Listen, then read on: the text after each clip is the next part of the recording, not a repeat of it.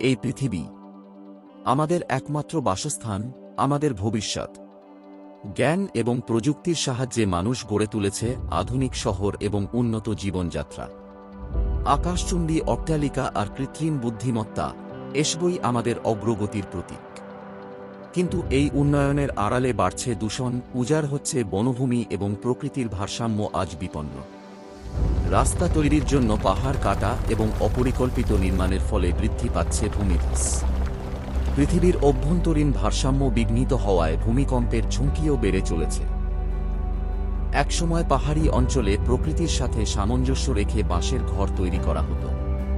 সেই ঘরগুলো ছিল হালকা ও নমনীয়, যা ভূমিকম্প বা ভূমিধসের সময় ক্ষয়ক্ষতির পরিমাণ কমিয়ে দিত। কিন্তু আজ ভারী কংক্রিটের কাঠামো প্রকৃতির সাথে সংঘাতে লিপ্ত হচ্ছে। প্রকৃতি এখন তার প্রতিক্রিয়া দেখাচ্ছে ভূমিকম্প, বন্যা, সুনামি, ঘূর্ণিঝড় আর ভূমিধসের মাধ্যমে। বনভূমি ধ্বংস করা কেবল মানুষেরই ক্ষতি করছে না, বরং বন্যপ্রাণীদেরও বিপন্ন করে তুলছে। বনের সীমানা সংকুচিত হওয়ায় প্রাণীরা বাধ্য হয়ে লোকালয়ে ঢুকে পড়ছে।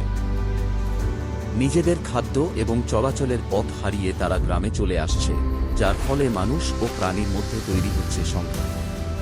মানুষ এবং প্রাণী এই পৃথিবীর দুটি অবিচ্ছেদ্য স্তম্ভ, যারা আমাদের বাস্তুসংস্থানের ভারসাম্য বজায় রাখতে একে অপরের ওপর নির্ভরশীল। এটি কেবল কোনো তত্ত্ব নয়, এটি একটি অটুট বন্ধন যা আমাদের কঠিন সময়ে প্রমাণিত হয়েছে।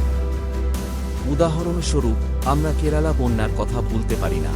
যখন জলস্তর বাড়ছিল এবং আশার আলো নিভে যাচ্ছিল, তখন হাতির অবিশ্বাস্য শক্তি মানুষকে উদ্ধার করতে এবং নিরাপদ স্থানে পৌঁছে দিতে এগিয়ে এসেছিল।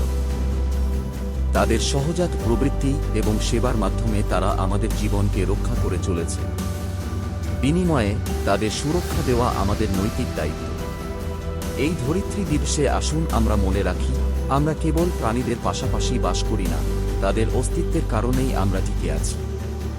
ধরিত্রী দিবস ক্যালেন্ডারের কেবল একটি তারিখ নয়, এটি এমন এক অঙ্গীকার যা আমাদের প্রতিদিন পালন করতে হবে।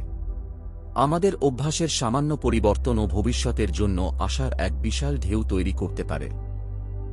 তাই গ্রহকে বাঁচানোর জন্য কোনো বীরের অপেক্ষা না করে আসুন আমরা নিজেরাই সেই পরিবর্তনের কারিগর হই। শুভ ধরিত্রী দিবস, এখন সময় কাজ শুরু করার।